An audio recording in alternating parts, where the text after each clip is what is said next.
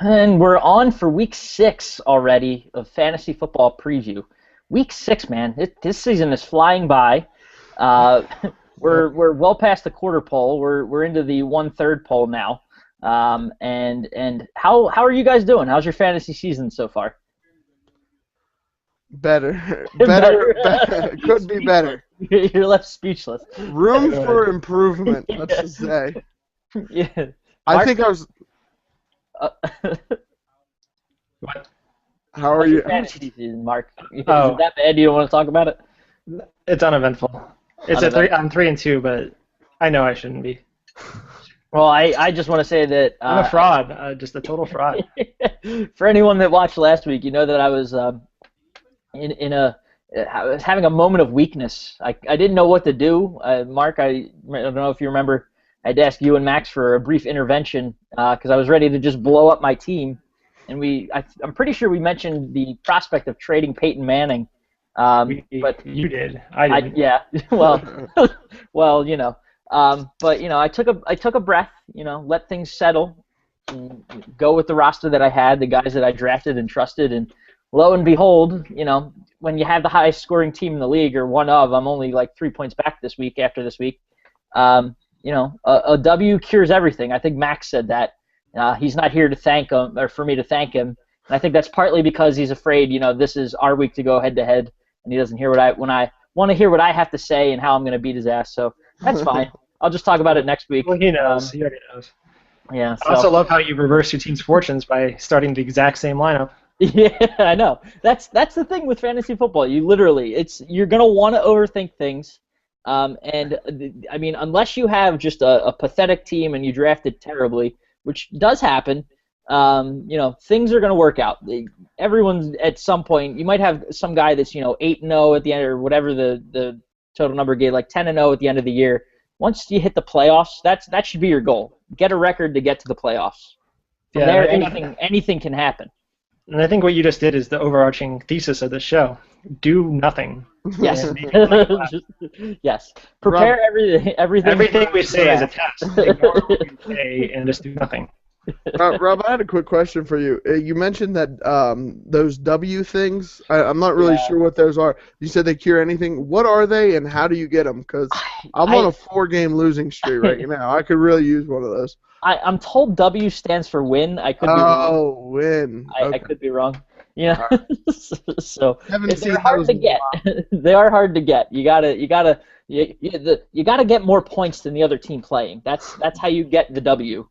Okay. And from there, they start piling up. But Gotcha. other than that, I don't know what to tell you. Yeah, it's not like golf. You're trying to get a high score. I'll try and get those. Even though 2 of my guys tried their damnedest this week, which I'll get into a little bit later.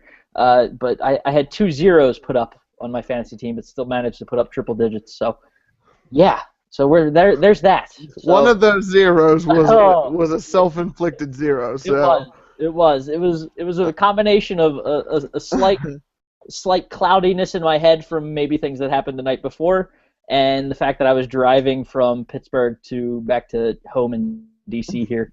But yeah, no excuses. It exactly. happened. I'll rag on myself later for it. But for now, let's just dive into the show and start with our headlines and injuries this week. So heading into Week 6, some key names to look out for. Calvin Johnson isn't going to be a decoy this week in Detroit. They tried it last week. It didn't really work out well, and the team is strongly considering sitting him. I think they do, so look out for that, and that's something I'm going to touch on a little bit later too. Monty Ball in Denver, strained groin, going to miss a couple weeks. Running backs really got hit hard this week. Rashad Jennings, another one, MCL sprain, going to miss a few weeks. Zach Stacy in St. Louis, left Sunday with a calf injury, but signs are pointing, that he's going to go. And Jimmy Graham, another big name, shoulder sprain. Team's optimistic he'll be ready by week 7, but he's probably going to be out this week. Reggie Bush is another one. And the Cardinals, Mr. Stanton went down this week with a concussion. So they're not sure. They're optimistic that they're going to have either Palmer or Stanton, but they're desperate to the point where they went and signed Dennis Dixon to their practice squad. this week. So there's a name you guys might know and appreciate. And I would too. He was an Eagle for a hot minute. Another team to look out for. This is more on the headline, not injury side. My bold prediction came true last week, albeit by 1 point. Mike Vick outscored Geno Smith. He came in and started the second half there in New York. You should be proud. I should be so proud of that. He threw a grand total of like 47 yards to Geno's 23. So that's how that went. But I didn't hear anything yet. It's still early in the week that we're doing this, but Vic, I'd imagine, is going to get the start from here on out. I heard it was broken. Smith. I don't know. Rex knows he's basically coaching for his job right now, and if he wants his job next year, he's going to start Vic. I think that's a question I actually wanted to pose. Who do you guys think? I propose a third-party candidate. A third-party candidate. Let me finish my. I know you know my question, but who gives the Jets the best chance to win, and why? I think Vic does. I mean, I think I think he's more likely to take risks, and I think that's what you need on that team. Geno Smith's I know he has a terrible turnover to touchdown ratio, but I think Michael Vick, he's just been there before. He's seen it a little bit more, so I think that's why he gives the Jets the best chance to win. Maybe immediately, not in the future. Maybe Geno Smith can figure it out, but at least right now, I'd want Michael Vick. Yeah, you'd never imagine that the New York Jets fan base would be like crying to have Mark Sanchez back.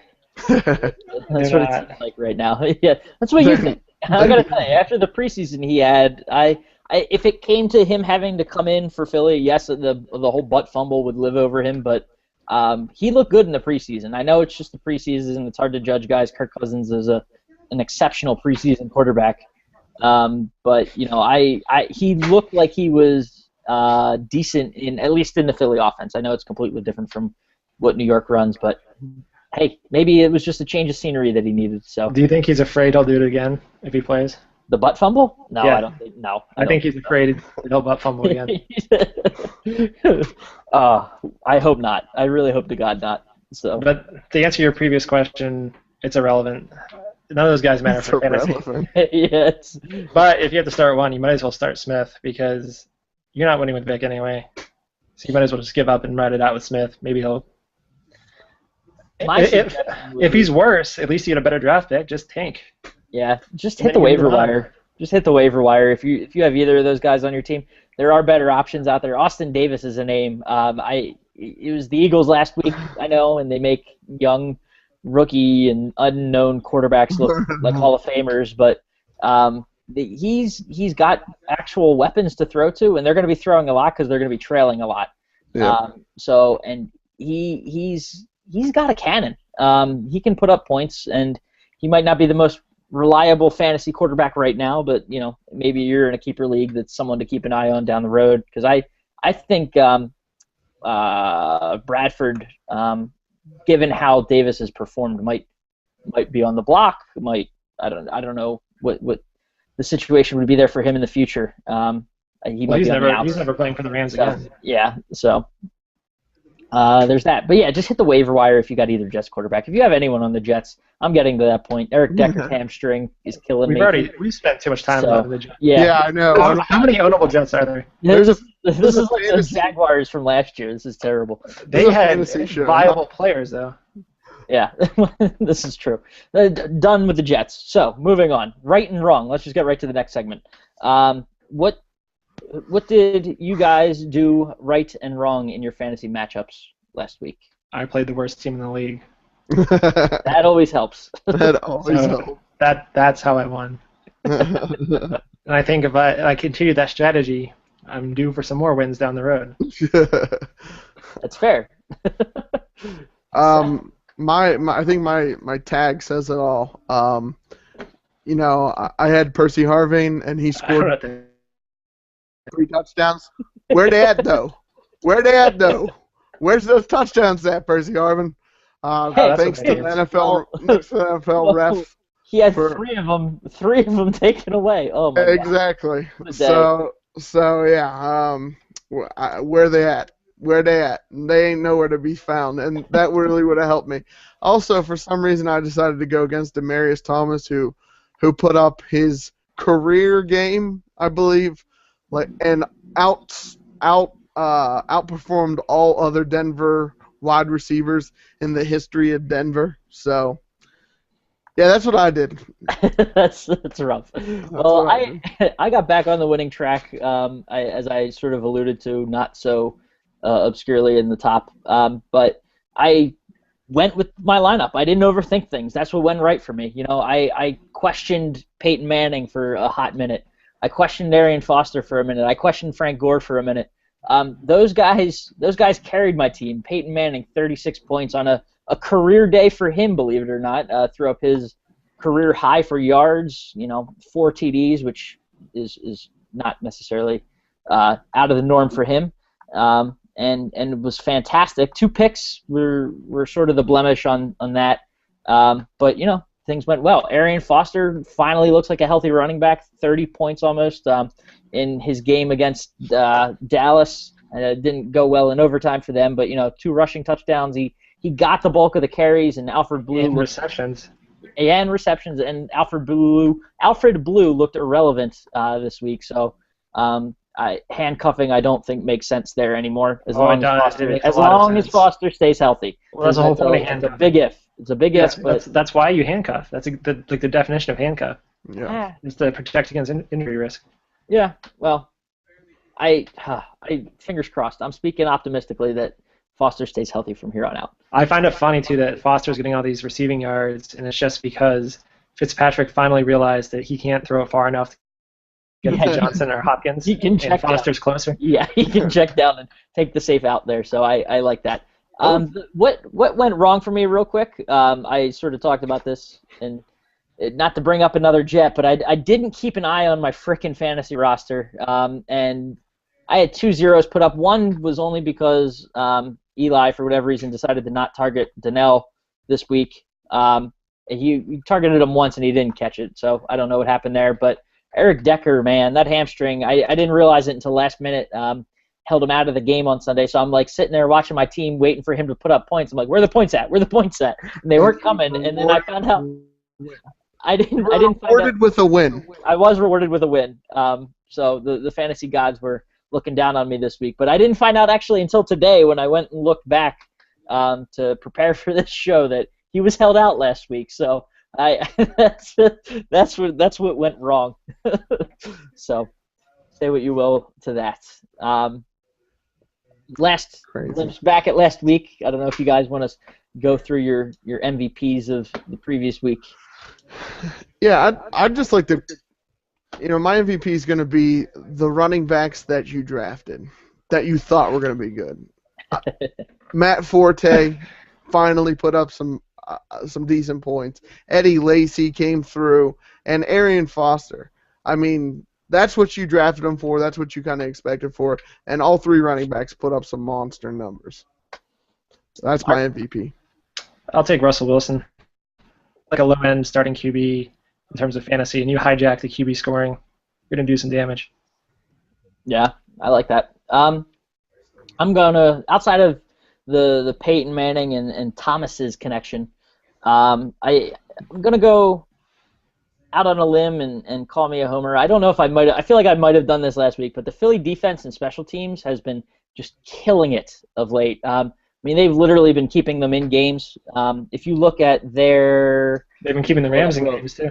Yeah, well, whatever. When you're looking specifically at the defense's performance, but when you're talking about their fantasy value, they are the #1 fantasy team right now in terms of defense special teams, and they have put up. Hold on, this is acting slow.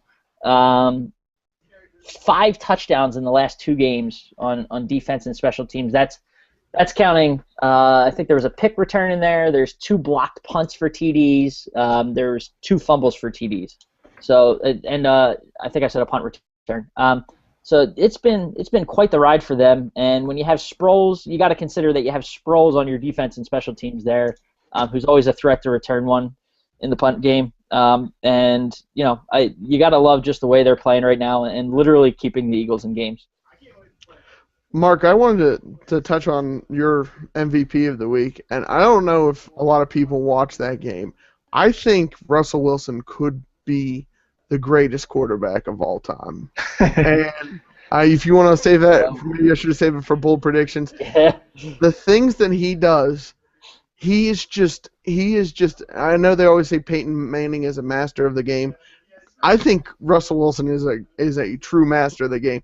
I mean, just little things like extending the ball out before running out of bounds, because knowing that it's where the ball is that's spotted.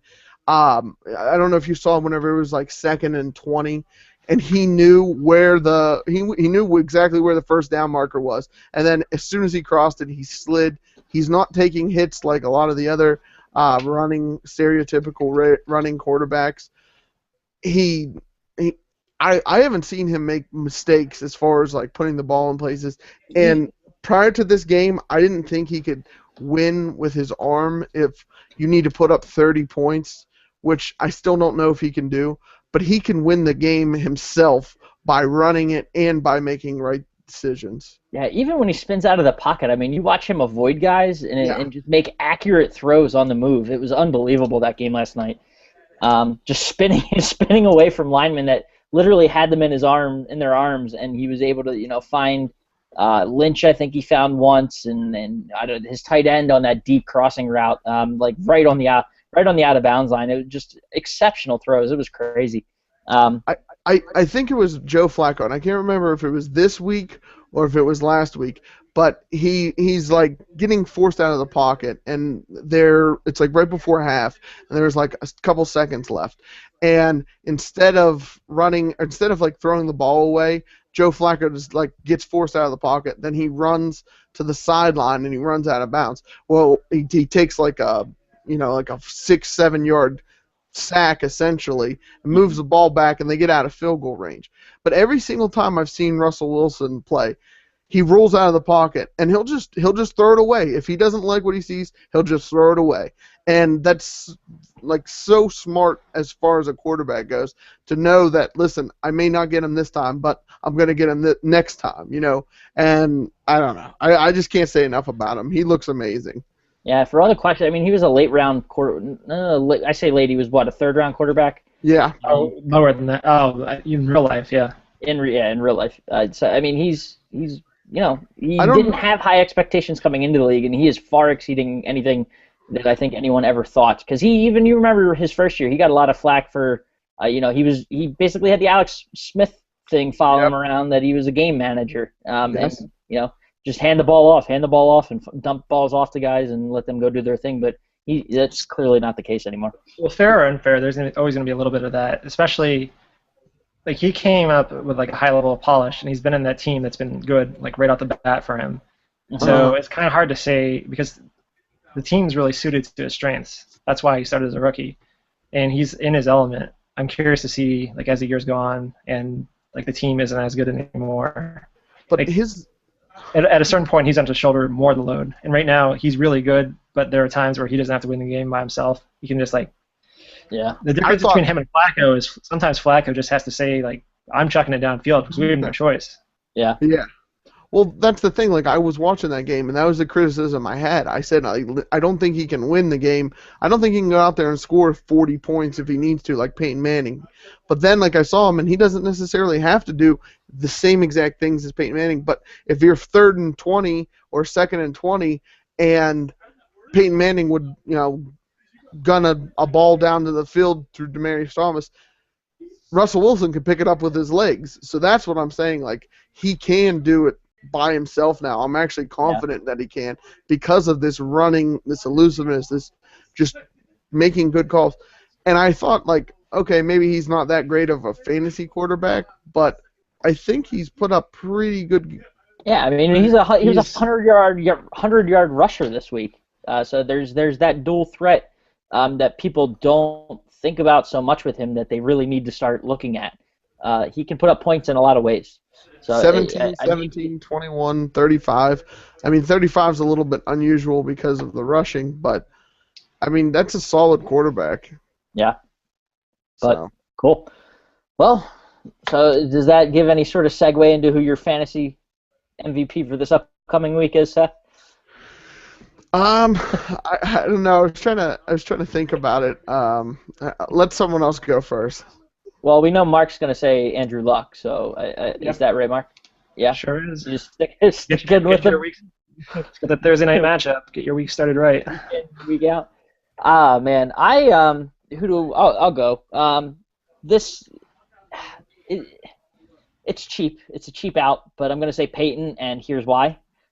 He's obviously an MVP caliber quarterback every week, and in real life MVP situations, but he's going up against a New York Jets defense that is god awful against the pass and is primed to give him one hell of a fantasy week. The Jets are second in TDs. They're giving up the most TDs right now through 5 games at 12.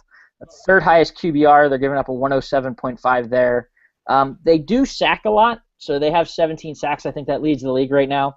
But they have just 1 interception through 5 games. So as long as Manning can stay on his feet, and the line's been doing a pretty good job of that for him this year, he should have a monster game. And I know ESPN's projecting a monster game. You never see them project for a quarterback really high. He's projected at like 28 points right now. So I mean, you know that he's gonna have a big game. So like I said, it's a cheap out, but it's an easy one, and it's the truth. I'll tell you what, though, Vegas is a little fishy with their line. So I'm looking at it right now. It's Denver at New York, and it's Denver -9. Now, I know that they're on the road, but that doesn't really pass like the eyeball test. If you really think that the Jets are as bad as they are, and like Denver's obviously good, you would think the line should be like closer to 2 touchdowns. Yeah. Yeah, that's weird. I wonder Vegas. I don't know. I don't like Vegas on that one. I don't like that line. But I wonder about these things. I see them a lot. I saw the same thing with Tampa when they beat the Steelers a couple weeks ago. When the line doesn't quite match up with what you think, you start to wonder like why that is. And it's even more interesting because everyone's going to bet Denver because everyone's going to think the same way. So like the brazenness of Vegas to just like throw that tantalizing line out there, knowing everyone's going to bet it up anyway. Yeah. That's really, really fishy to me. And it seems like the Jets are going to be able to take away the run entirely because they're really good at stopping the run. So Peyton's going to heave it, and they're going to try to get pressure on him. I think they do win, but I don't know if they just score at will. And then don't forget, they're not a West Coast team, but they're like Midwest. Yeah. So they are traveling. They're traveling about 2,000 miles, and they're playing a 1 o'clock game. So that's always a little fishy. So I do mostly agree with you, but you always wonder with this, and I think this is a good spot for Peyton. Stuff to happen. At this point in his career, time zones and miles and that kind of stuff that doesn't faze him. If you ask me, everyone has a clunker. Don't worry. Yeah, I know, but I think he already had his clunker though. Manning, or no, I lied. He's only put up 20s this week, so he hasn't had a clunker. I'm going to say, in my years of doing Pigskin Pick'em and watching the lines, you always need to carry a skeptical eye towards the seemingly easy road game. Yep. Teams will lay an egg. It's but true. you can't. That's a non sequitur though. I don't think you should really dictate your fantasy like strategy around like what Vegas says. But it's really interesting to think about. Yeah, that's a solid sleeper game. So. My MVP for the week, and I'll go kind of segue into matchups I'm looking forward to. I'm really looking forward to the Atlanta Falcons-Chicago game. Both teams had huge expectations. Both teams kind of have been middling back and forth between good and bad. You know, they come back on San Francisco, but then they drop an easy game last week, Chicago. So I'm going to say Julio Jones is going to have a monster week. I think he's going to put up numbers kind of close to what Demaryius Thomas, and, you know, he put up like 30-some points. But with that, I also like the wide receiving core, especially Alshon Jeffries, for Chicago, too. I think there's going to be a lot of games. I think it's inside the dome at Atlanta, so I see a lot of offense there. So I did, like you said, it's a good segue. So to keep talking about that game and also matchups I'm looking forward to. You mentioned the wideouts for both teams. I love Forte in this matchup.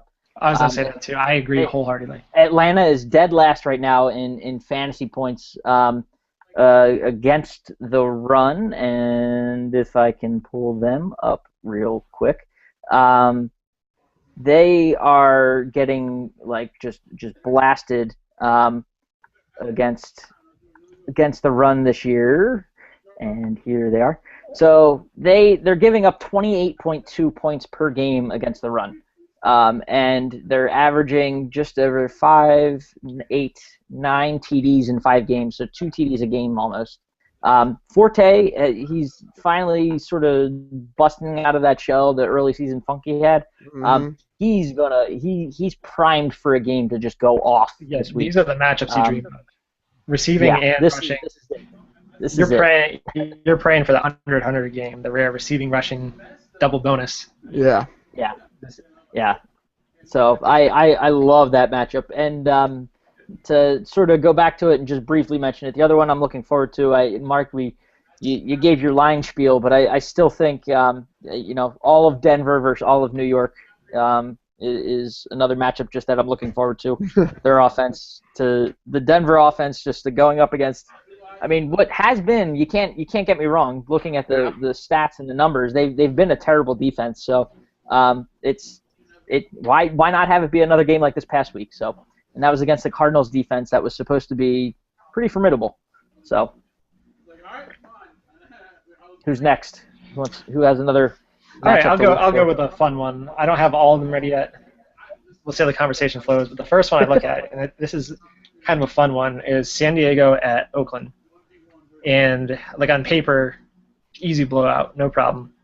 But Oakland always brings their game for San Diego for some reason. That's San always Diego.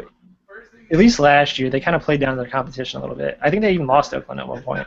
Yeah. And in terms of fantasy, San Diego is like, I know Rivers has good numbers and they can really air it out. They're a team that can air it out, but all things equal, they would prefer not to, if that makes any sense. Like, they play like a real football team and not like a fantasy team. Like, Rivers doesn't target like Keenan Allen like he should, or he spreads it around. He actually looks for like the open receiver. So you have a bunch of receivers that get like 5 receptions for 70 yards, but you don't have a consistent producer. Like, they go to Gates in the red zone because that's like what a football team would do, not like a quarterback trying to produce fantasy points. Yeah. So I think it's a situation where like Oakland's not a threat to blow them out, not at all. So I think they play a little more conservative offense to control the game and minimize risk, because they could win the game by probably just running the ball and like controlling the clock and solid defense. You said Rivers puts up pretty good numbers. Rivers puts up the number 2 best quarterback numbers. Those are pretty position good. rank is number 2. Those are pretty good.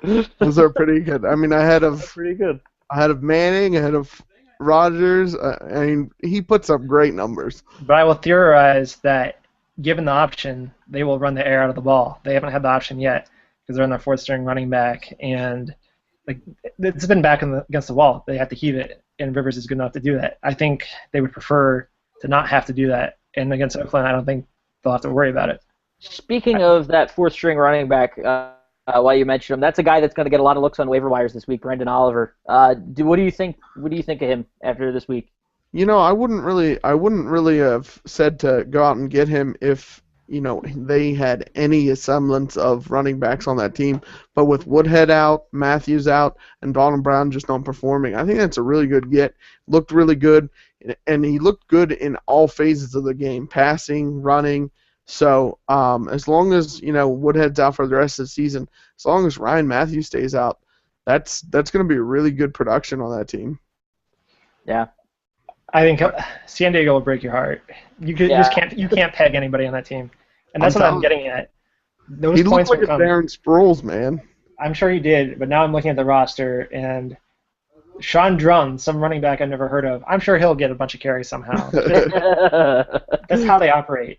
Yeah. He's saying Next guy up. And for every red zone like pass reception touchdown, you think it should go to Keenan Allen. It's going to be like Rojajuju, or remember him from last year? They would like poach the touchdown. Yep. That's the stuff they do, and that's what a real team would do, like when they're trying to score points. But this is sour grapes out here. He's 8th on the waiver wire. Okay, he's just trying to poison everyone's mind. That way, everyone passes on Brandon Oliver, and all of a sudden he ends up on Mark's team. and Mark just explodes next week. So I'm number 2. He's coming. All right, well, I wouldn't even bother. He's coming in and starting, Mark. You hear that? No, something's going to happen. Malcolm Floyd's going to get all the points somehow. That's just how they operate. Yeah, it's crazy. They're a frustrating team at times, outside of the quarterback position.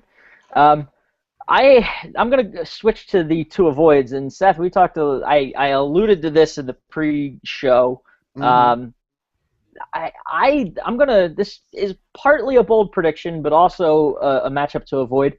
I'm not liking Matthew Stafford against the Vikings this week. I'm really concerned about that, and here's why. Calvin Johnson, if he doesn't go, his presence affects Matthew Stafford. Matthew Stafford is a different quarterback on the road, and Matthew Stafford is a different quarterback without Calvin Johnson. Combine the two, and it's a mess. Over the last 4 years, listen to these numbers. This is just the receptions that Calvin has had in terms of total Stafford completions throughout the year. So the percentage of Stafford's completions that go to Calvin Johnson. Starting with this year, it's only 5 games this year, 4 really, because you can't really count the last game. 19% of his completions went to Calvin. Year before that, 23, 28%, and 23% over the last few years. You take those numbers out, I mean, that's such a large chunk of Stafford's completions and yardage. I didn't have time to really crunch the numbers on the yards, but I know just 2 years ago he had like close to 40% of Stafford's total yards. It's crazy without him on the field, and I know I'm going to sound crazy for saying this, but I would not. If you have Matthew Stafford, find someone else this week. I don't like him in Minneapolis without Calvin Johnson, and I know he's going to have to throw the ball and find some open receiver, and there's Golden Tate and whatnot, but I just have this gut feeling, Calvin on the sidelines and being on the road, that it's just going to be a mess of a game, and I wouldn't be surprised if he doesn't break double digits. I mostly agree with you, and I think it goes back to what everyone thought before the season. It seemed like there were 2 guys that were like on the fringe moving into the top tier QBs, and it was Andrew Luck and Matthew Stafford. Like, Luck did make the jump so far. Stafford is kind of hovered in that second tier. And I think that's where he stays for his career. I think he loves to heave it. You get the volume. He throws a decent deep ball, and he just doesn't care. To a guy that's what, 6'8", 6'9", whatever Johnson is. So I think his floor is a little higher than you're giving him credit for, because he'll still chuck it. Like, Tate will get a bunch of receptions. Probably Ebron will get in there. So I don't think he's going to give you like 5 points or something. It's just he's not really. I wouldn't put him in like a must-start category. I think you get basically like the production you're getting from Rivers this year, which is like bad, or not Rivers, Breeze, like bad Breeze. I think that's kind of Stafford's like equilibrium. Yeah, he's a poor man's bad Breeze. Yeah. One other name I'm going to throw out there. That made no sense. What's that? That statement made no sense. Don't readily agree with that. You're saying that on average, Matt Stafford is going to be where Breeze is really bad, right? Is that what I know you want to move on to the next segment. But I'm just trying to. Is that? I thought that made perfect sense. It kind of did. It a sort majority, of did. Yeah, Stafford's peak is good Breeze, and that's where he can. But the mean, where he's going to fall most of the time, is about bad Breeze. All I'm saying is that deserved a follow-up, maybe a little bit of clarification. I agreed. I thought that was a great Moving on. One other name to throw out there to avoid. This is a guy I didn't think I would have to say avoid, but he's owned by 50% of teams. Kirk Cousins going up against Arizona. Obviously on the surface it looks like a terrible matchup, but Arizona is ranked 28th right now against quarterbacks. That's a misleading number because that's including one giant outlier with last week's game against Denver. So avoid that at all costs. I know a lot of people like to look at the rankings of how teams do against certain positions. That's one that is not telling the whole story that you got to dive a little bit deeper into. Because before that, they were only giving up in the teens over the first couple of weeks, which isn't, still isn't great, but it's not, it's not 28th in the league. That's only because of one bad game against Peyton at Mile High. So, did you guys see not this Monday night, but last Monday night? It had the draft class of Alex Smith. and it was like Ronnie Hillman and Cadillac Williams and Braylon Edwards. Ronnie Brown. Yeah, that's Ronnie Brown. Yeah. Oh man, it's just crazy that those guys used to be relevant fantasy people. Ronnie Brown was second overall. That's crazy. Yeah. That was a crazy year. Weird year. They said something about when's the last time you've seen 3 running backs go in the top 5? That's never gonna happen again. No, 3 running backs in the first round will never happen again. All right, I have it pulled up. The top 5: Alex Smith, Ronnie Brown, Braylon Edwards, Cedric Benson, Cadillac Williams. Ben. Wow. I forgot about Ben. More good stuff. 6, Adam Jones. 7, Troy Williamson. 8, Antrell Roll. 9, Carlos Rogers. 10, Mike Williams. The bad Mike Williams. That's wild that, like, out of all those people, Alex Smith is the only one that's remotely close to being relevant still. And meanwhile, look at this twist of fate. Number 24. Pac-Man kind of is. He's not he's returning kicks and whatnot, but he's somewhat relevant. Can I ask you guys this question too? Go ahead, Mark. It looks like you want to say something. Oh, I'll just finish this off. Number 20, because this is how it goes for Washington. Number 24 overall to Green Bay, Aaron Rodgers. Number 25 overall to Washington, Jason Campbell. You suck, Campbell. You guys might have touched this last week, but I know Matthew Berry does this sometimes. How many on the dollar, out of $1, how much would you try to sell Adrian Peterson for? Like 50 cents on the dollar, 25 cents on the dollar? What would you do? Call me crazy. I'd cut him. I would just cut him. I would let him go. I don't want him. I don't want anything for him. You're talking fantasy-wise, or are you talking... Fantasy-wise. He's not playing this year. He's so not. What, you try to get like a flex position? You try to get a backup quarterback? I mean, if anybody's done enough to trade for him, sure, get something. So you think he's done? Probably have to cut him. Who has a better chance of coming back, Josh Gordon or Adrian Peterson? Gordon, easily. He's already coming back in 4 weeks. Oh, I didn't know that. Wow. So what do you want for Gordon, Mark? Nice try. Mark is set up for the playoffs. Yes, he is. So, crazy. Well, I think that leaves us at bold predictions. So no, it doesn't. I have one more matchup. We need to talk about this. Sorry. This is really important. Dallas at Seattle. And this is an interesting test case because you have DeMarco Murray. You get a ride into the sun. And yeah. That's a tough one. That's like. But see, the thing is, they talked about this week. If you watched, I hate to quote ESPN and Monday Night Football and Ray Lewis and all them, but the way you beat Seattle is by running right at them. Really? Yeah, this is what they talked about. You gotta match them up front. Forget about the guys on the outside. Challenge them every now and then, sure, but if you want to beat them, you got to push their line back, and you got to go hit them in the mouth. Because they're going to hit you in the mouth, and they're not expecting teams to come and just hit them right back. And if there's a team right now that can do it, I mean, it's the league NFL's leading rushing team. That's like I don't think they do it all. But that makes me physically sick as you're about to say that. Dallas physical running team. What's their record? Aren't they like 5-1 or 4-1 right now, tied for the NFC East lead with my Eagles. Yes. If they win that game, God bless them. They might be a real team. They're not winning that game, though. Who have they played? San Francisco. 118 yards and a touchdown for DeMarco Murray. Besides that, they've pretty much played cupcake team. Although St. Louis was supposed to have a really good front four, DeMarco Murray still put 100 yards and a touchdown, too. Yeah. I think he can do it. You're right. I mean, out of any team in the league, it's this smash mouth. We're going to come at you. Yeah, you're not benching him, but it's really interesting. I am physically ill hearing that come out of someone's mouth. I can't believe I let it come out of my own mouth. But not to shoehorn gambling into every aspect of our conversation, but just one more. This game is Seattle -8, which I find pretty interesting too, because it's like the clash of the betting titans. Because on one end, you always bet Seattle at home, so you think they'd be heavily favored. But on the other end, Dallas, who America loves. Yeah, they get a lot of action. So that's. I have no comment on it. It's just interesting. Yeah. I think that Washington game was supposed to be closer than it. If you watched it, Seattle was ahead of them all the time. They should have blew him out. Yeah, but the penalties killed him in that game. A couple fluke touchdown passes or Deshaun Jackson breaking open.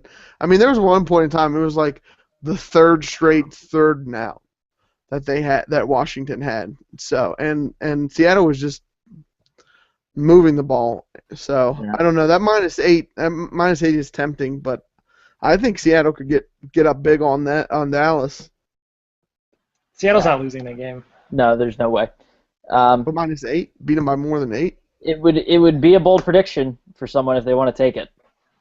Not to segue away, but nope, staying with it. Staying away from that. So, all right, who wants to go some bold predictions? Alshon Jeffries, 3 touchdowns and 125 yards this next game. All right. Mark? I'm looking for the matchup for my bold prediction. I don't see it. So come back to me in a second. All right. Not to, again, ride this guy's coattails, but Peyton Manning, I think he exceeds his yardage total from last week, which was 479, and passes that, throws no interceptions, and 5 touchdowns to tie. What would it be? Tie Brett Favre? Is he 5 behind him? Yeah, I think so. I think he ties Brett Favre in this game. Nice. All right. Now, having a moment to prep, I can do my bold prediction. I predict that one of Jacksonville and Tennessee will win this week. Get off the schneid. And the fortunate thing is they play each other. It's the most god-awful games you're going to see. So that's... Oh, man. I can't wait for that game. Who do you think we have a completely defeated team this year? At this point, you're down to 2. You're down to Jacksonville and Oakland. No. No? You think one of them wins? Jacksonville, I think Jacksonville wins this week. This week? Yeah. I think if they don't win this week, I don't know who they beat. Probably Tennessee at some point. I think they play them again, don't they? Yeah. But this week they're in Jacksonville, or are they in Tennessee? It's in Tennessee. Is it a bold prediction if I predict that the Eagles defense won't have a touchdown this week? I mean, the way they've been, it would be. Considering that's only happened in one of their games so far, they're averaging like 1.4 touchdowns a game. Well, I think it would be, and here's why: because the Giants love giving up special teams touchdowns. Yes, they do. They love giving up special teams touchdowns. So that would be a bold prediction. I've got 2 more. One, I'll just shoehorn the one in so I can pat myself on the back because I've been railing on this for weeks now. Brian Quick. Yeah. Riding that train. That might be the only thing I get right in the show. So he's going to get love from me. 100 yards, 1 touchdown. I know he's playing against San Fran. He's going to bring out the best in them. So do you believe in Austin Davis then too? Oh, I love Austin Davis. Yeah, he's a flawed quarterback, but he loves to heave it, and he seems like a nice guy. He seems like a nice guy. And then Sammy Watkins, they're playing New England, and it's a fairly big game at this point in the year. Yeah. Because both those teams are 3-2. Buffalo really needs this game. Yep. If you want to take them seriously as a playoff team, they probably should win this. Yeah. And if Orton wants to keep the job, he's gonna have to. Crazy. I thought he retired from Dallas. Didn't he turn down like $3 million from Dallas to be their backup quarterback? He did. He did retire. And then he was just like, nah, it's all right. I just didn't like Dallas. Yeah. Gotta love play, I think. Huh? Crazy. I think he just wanted to play. He wanted to start somewhere. Okay. Took the job in Buffalo, I guess, assuming that EJ would get benched at some point. I don't know. I think there was a little bit of a wink-nod agreement there because ownership kind of. I'm serious. I think ownership went behind the coaching staff's back and signed him with a tacit agreement that there'd be a quick hook on Manu. Really? Crazy. Yeah, which I don't really disagree with. I mean, when you know a quarterback's not going to be a superstar, the thing with you can kind of juggle them around a little bit. The thing with EJ Manuel is every time I watch him, I just don't know. I mean, his balls are nowhere close to the wide receivers. He does what Russell Wilson does by not taking chances, but in the exact opposite. He won't throw the ball into triple coverage, but he'll take like a 20-yard sack. Like I just didn't see very many pros with him. Yeah, it's just not gonna. I don't think it's gonna happen. I think he's in the same boat as like Jake Locker, where Jake Locker is way more talented than EJ Manuel, but it's just like one of those things where you get the feeling they're never gonna put it together. Yeah. And Tennessee's in year 3 of Locker, and they'll probably give him 4 and 5. But you're digging yourself a hole because you're just chasing something that's not going to happen. Manuel will never be like an all-pro QB. Yeah. So who cares what you invested in them? Just dump them. I watched a few of the Bills games like earlier on, and you know, like I said, he just didn't take chances. So like they ended up like almost losing a game, but their defense would come through with like a huge stop. But like they'd go 3 and out like a majority of the game and put up like 200 yards of total offense. And I don't think in this league you can do that. And the rest of the team is not bad. Like they have an okay team. No. Just QB is a glaring weakness. Yep. Absolutely. Crazy stuff. Well, I think that leaves us all said and done for week 6. So unless anyone else has anything for the good of the order. No. No. Said my Stick piece. with No it, win. guys. Praying for you, Seth. Go get that W. Last year I was like 1-6 and I still made the playoffs somehow. So it's still possible. Don't give up on your team yet. Anything. Until you get that 5th loss, you're not in trouble. Yes. So just hang on for another few weeks, folks. So and keep coming back for more information that means nothing to your fantasy team at all. And end up just not doing anything. And if your wide receivers are injured, don't take them out because you'll win anyways. Just start them. Just start them. Just start them. Exactly. All right. Well, we'll see everyone for week 7.